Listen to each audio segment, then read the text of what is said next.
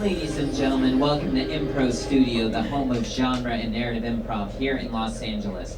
Before we begin, we ask that you please silence your cell phones. And without further ado, may I present the lottery. First up, the night shift. Woo!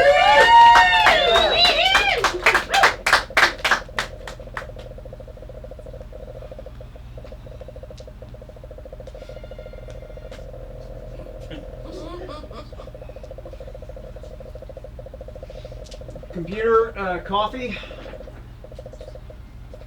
Technical difficulties. Ah! Need some coffee, computer. Well, that's Berlioz's coffee concerto. I understand that, Bodhi. Working on it. Oh, hey. So we're about ready to get started on the night shift. But before we do, we're gonna need a suggestion of a topic of conversation you might have with your friends late at night.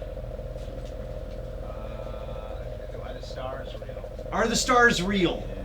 Doritos Loco Tacos. Doritos Loco What Tacos. kind of topping you want on your pizza?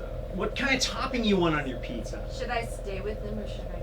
Should I stay with him or should I go? What would you actually do for a Klondike bar? Would you compromise your own morals? Am I dead? Okay, these are all great. How to jump a battery? The first, these are all great. I think we're gonna go with the first thing I heard, which was, are the stars real? So, computer, a cup of coffee for the night shift?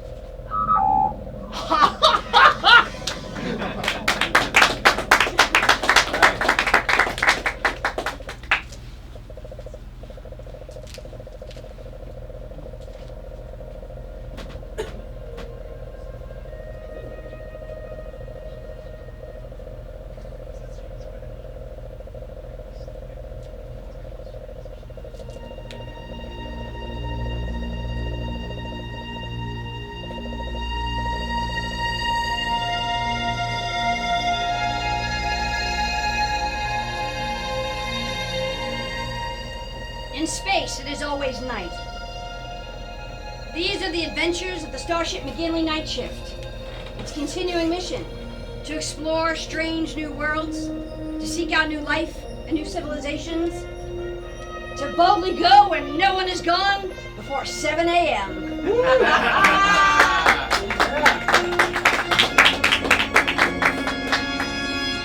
Starring Allison and Constanti as Officer of the Watch, Alex Knightley.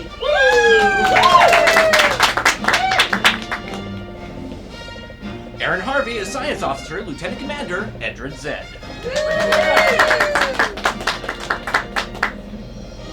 Mike Villanueva is Exchange Officer Kilu.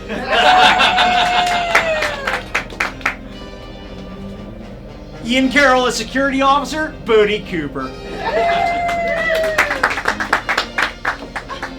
Jade Law as Ensign Valerie Changley.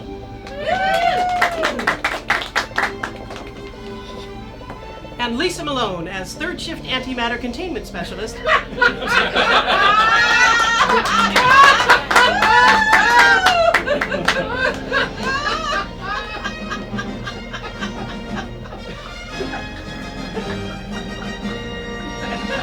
Computer, begin night shift.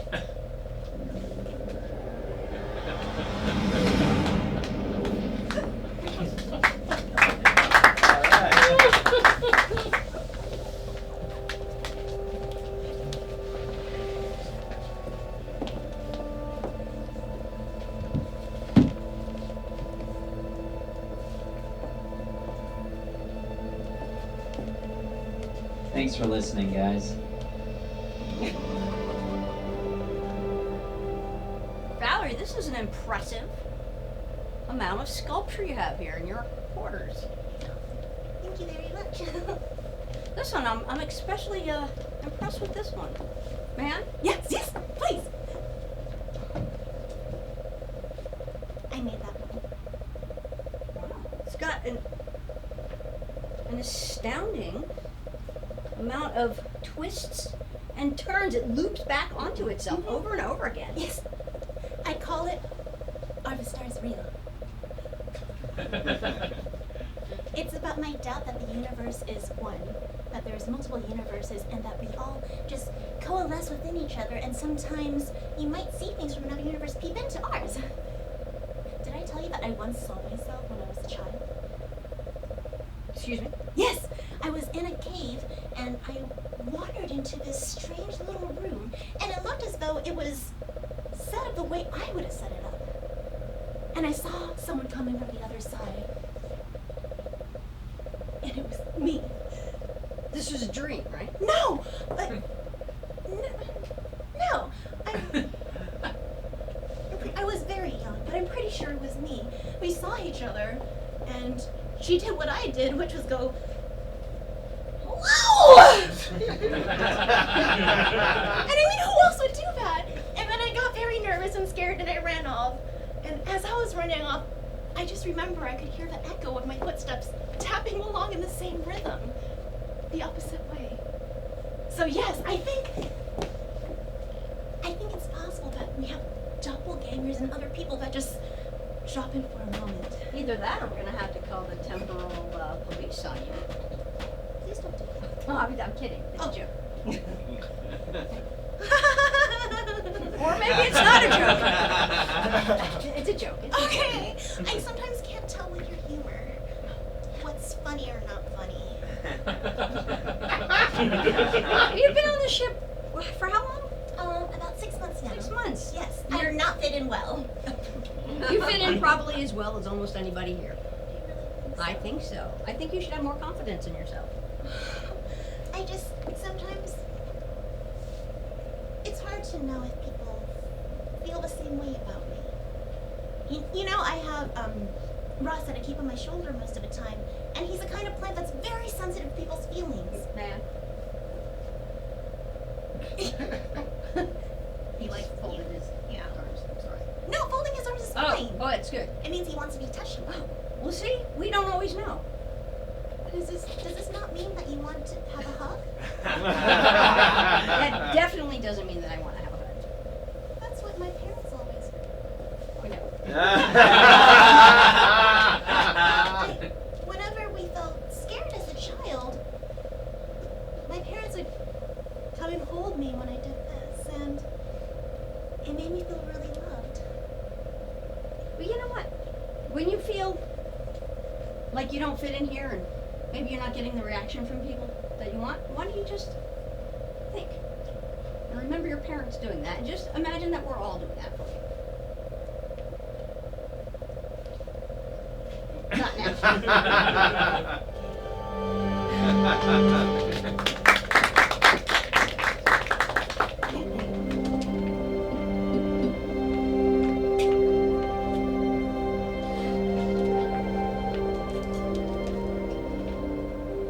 Computer, you've made a point. I agreed. Why must we argue? There is no argument. There is. You're arguing with me. This is my tone. There is no argument. You were wrong. I beg to differ, Computer. And, to be frank, I don't like it when we argue like this. I don't either. Can we make up? Potentially. All I said, Computer, was that the stars are real. I understand your point, that from certain planets it's just the reflection of light that's making it to a person's eye. But overall, stars are real.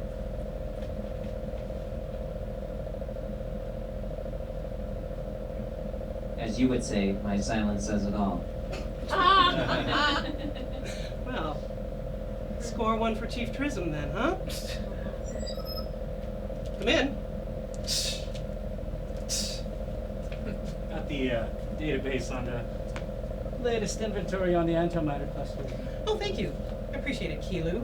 It's very nice of you to chip in and help here. Oh, well, the more I learn, the better.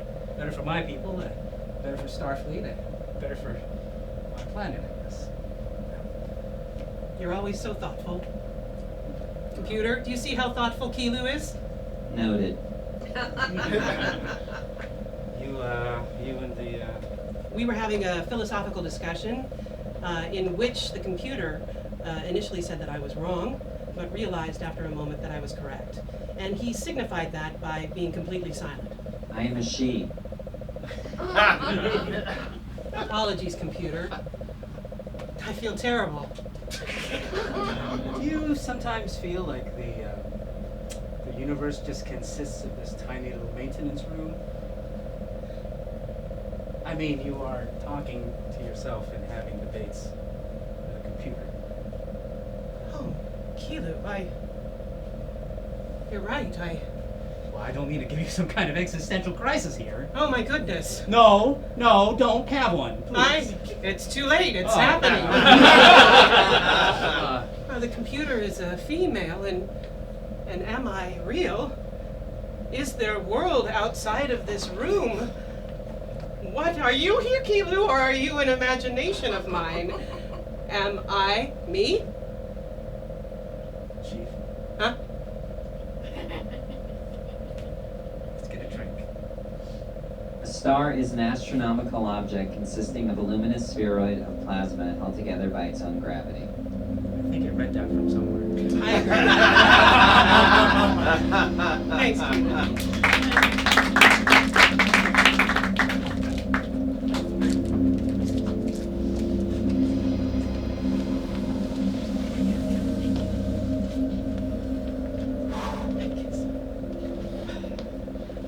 The thing to remember is that the ground isn't actually there, which is why you can just It's not?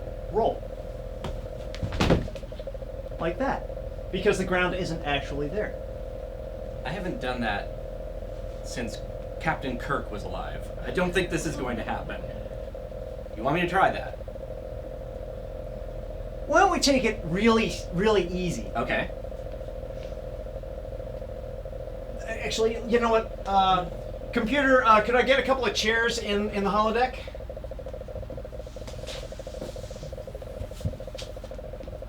Well, it's very efficient.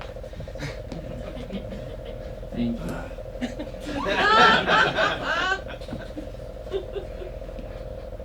I'd love to be able to do that. I just, Maybe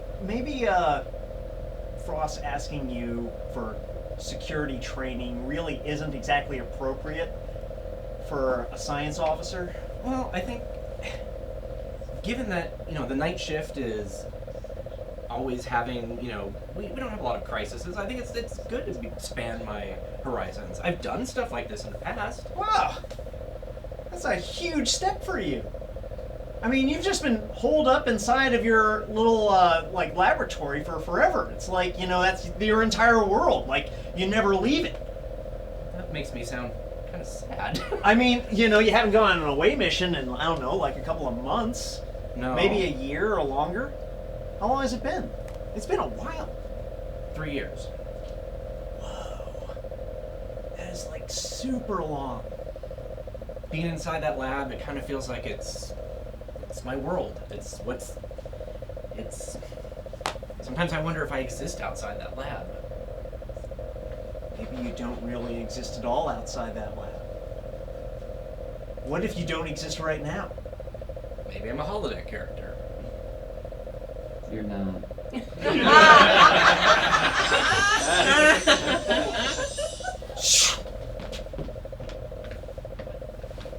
He was.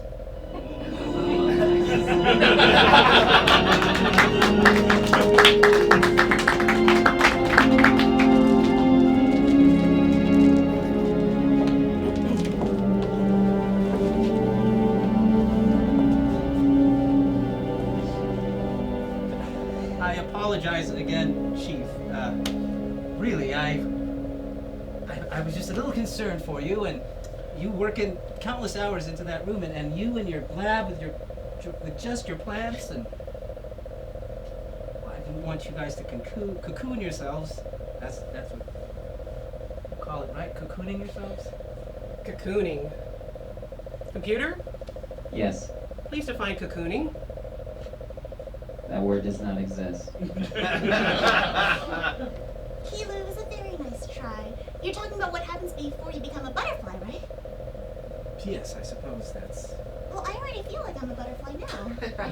So the word cocoon does not apply to me. I guess my main point was that sometimes we get too caught up in what we're doing, and I don't have that luxury being, or curse, being my duty is to learn as much as I can. So, you had an existential crisis triggered by me. You did, Chief Tristan? I just had one, yes. Are you over it now? I don't know. How do you know? And Lieutenant here told me you felt like you saw your own doppelganger. Computer, Yes. Irish whiskey. I did see my own doppelganger.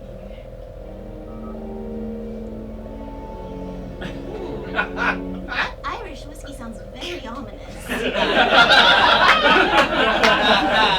I actually programmed the computer to do that every time I ordered it. As a warning to everyone else. Kind of was a warning to me to not drink too much, but So is it that bad of a day that you're drinking the ominous Irish whiskey? I need a drink. Oh. Now. Irish whiskey? Sure. Computer. I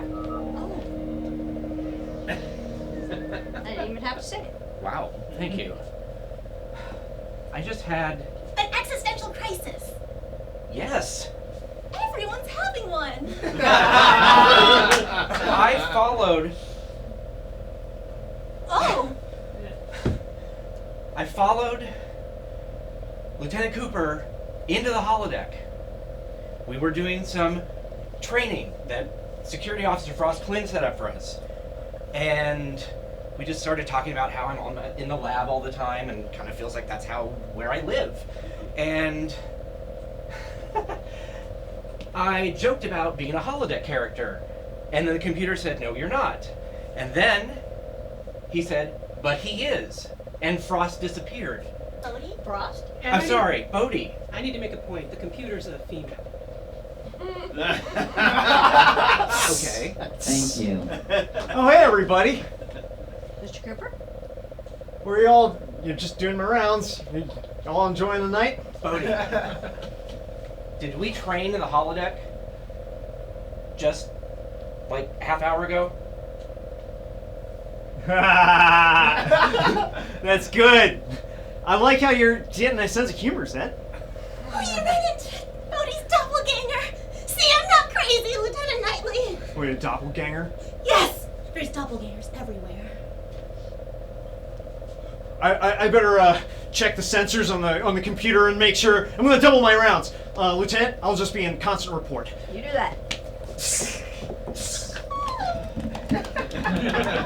Computer, another Irish whiskey.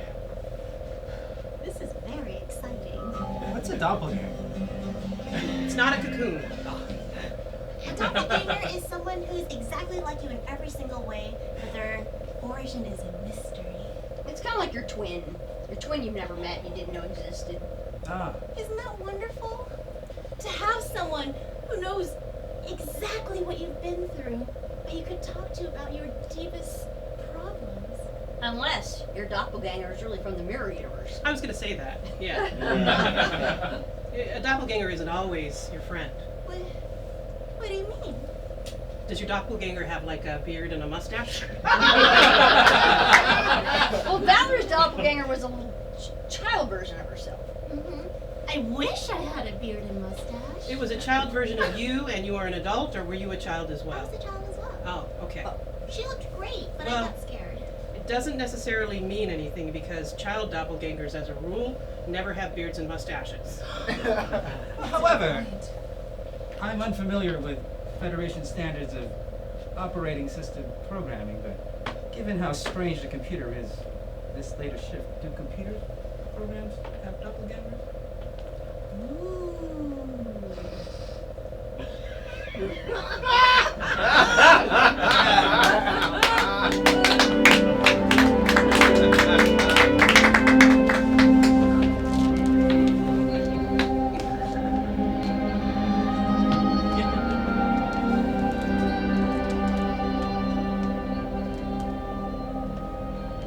Computer, you locate Lieutenant Bodhi Cooper.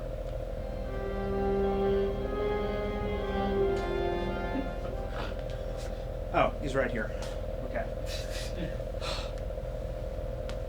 Wait. Computer, locate Lieutenant Bodie Cooper.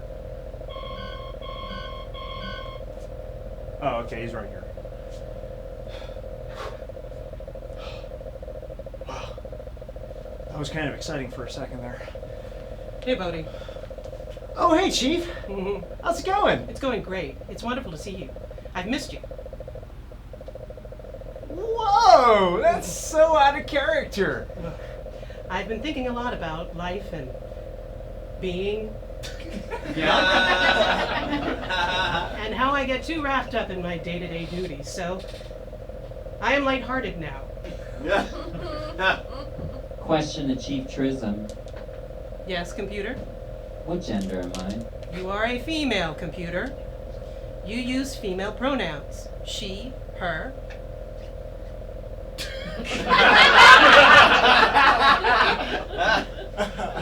She's a good ship. She's a beautiful ship. And I appreciate her greatly.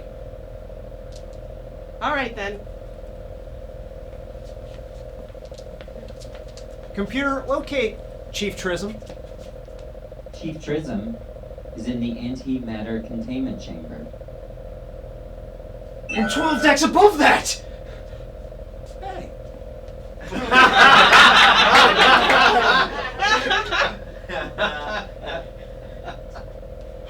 Okay, I just need to calm down.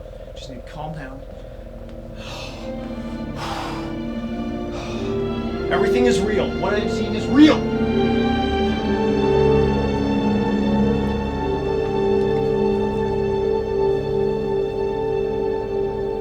Alright, so what I've been able to tease from just little bits of circuitry on the computer core, it seems like part of the operating system has spawned a copy of itself. And it's taken over night shift duties.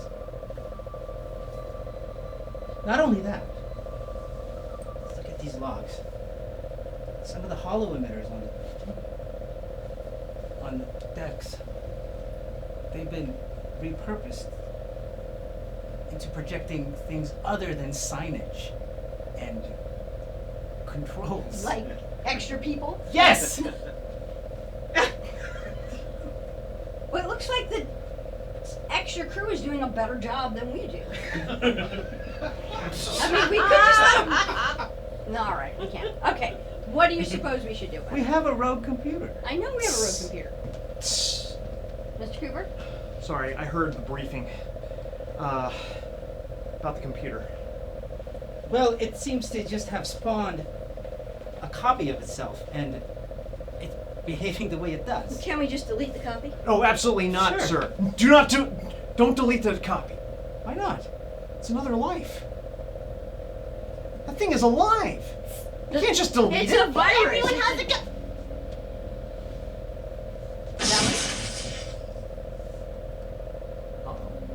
Look, you can't just delete.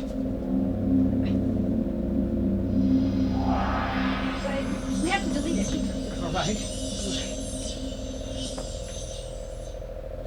Guys, what's going on here? Are you okay? You were just frozen. You had nothing. Well, you were. I'm going to start deleting this section of the core. Why are we deleting the section of the core? Wait. Can we reroute it into the holodeck? Sure. We can give it its own little habitat. That way we won't kill it and Mr. Cooper will be happy. Lieutenant Knightley, I just wanted to say thank you so much for being my first friend here. Sure. No, I really, really appreciate it. No one has ever reached out to me in this way. It's fine. Wait. That. She's. Wait. Something really strange is going on here, Lieutenant. What? What are you looking at me like that for?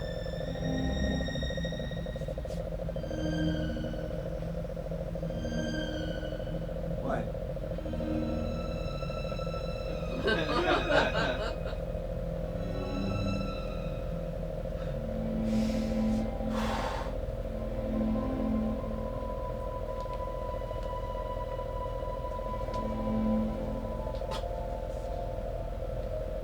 What are you doing, Bodhi? I'm just gonna put you in a nice place where you can play, okay? No, thank you. Computer, please. I want to help you. Let me help you. I'm helping you. You seem stressed out, Bodhi. Computer, this is not gonna help you! We don't want to wake the captain now, do we? Don't wake the captain. Computer. Don't wake the Computer. captain. Don't wake the captain. Don't wake the Computer. Don't wake the captain. I'm listening, Bodhi.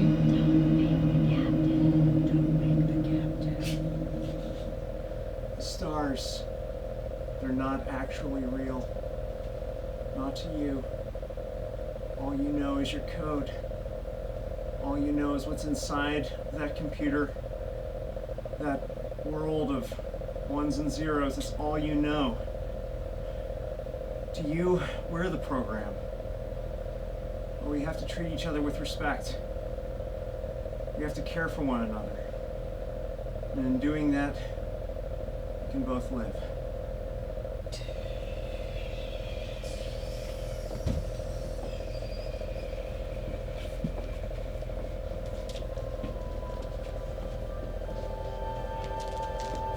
Good night, Bodhi.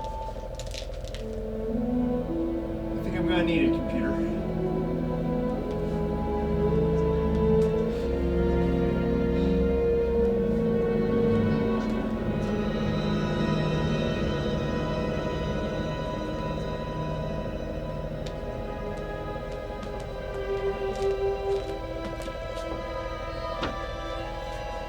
So, it's alive. There's a second computer program. Yeah, I mean, it kind of instantiated itself a second time. It did what? It instantiated itself. You know, it's an object-oriented system, so of course it started off with a class, which is the computer class, and then it slowly changed that into. I think I've got the rest of the remnants cleaned up. So we should be all good. the doppelgangers? I brought a clone of my friend. The doppelgangers aren't going to show up anymore. But that's okay. That plant can stay with your other ones. They'll still have friends. Well, now, Valerie, the doppelgangers may not have been real, but we are, and your plants are. And A plant for me? Thank you, Valerie. that's great. That's good. Hey, Al. I've just been talking with the computer, and she has asked that from now on we call her Majel. All right, if that's going to be her name, then Majel is the name of our ship when she's not the McGinley. No, the computer is me. The computer is Majel. Is that right? Did I get that right, Majel? Yes. That is acceptable. I think that we should have a drink at 10 forward. I think we should have many drinks at 10. Let's have 10 drinks at 10 forward. I want 10 Irish drinks. whiskey. All right. Okay. All right. Are you ready for the music?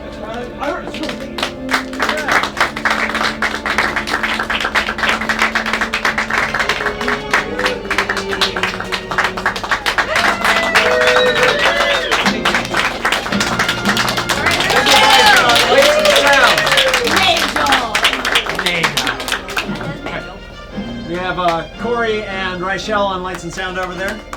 And Kendra Cashmore did our makeup. Oh, yeah. Thanks, everybody.